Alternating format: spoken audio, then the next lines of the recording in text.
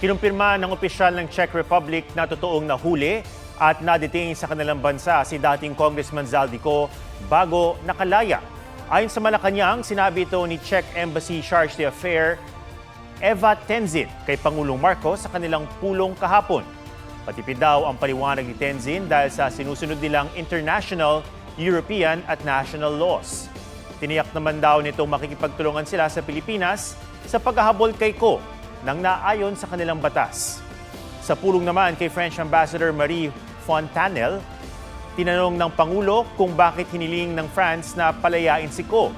Pero sabi ng French Ambassador na hindi siya makapagbibigay ng anumang impormasyon. Sa impormasyong nakuha ng Foreign Affairs Department sa France sa gaya ng asylum petition, si Ko. Ang bungad po ng Pangulo ay patungkol sa estado ni Zaldico na isang fugitive. So naintindihan po ni French Ambassador at sabi niya po na naiintindihan niya at alam niya na pugante, fugitive, itong si Mr. Zaldico at kinakailangan may harapin na accountability.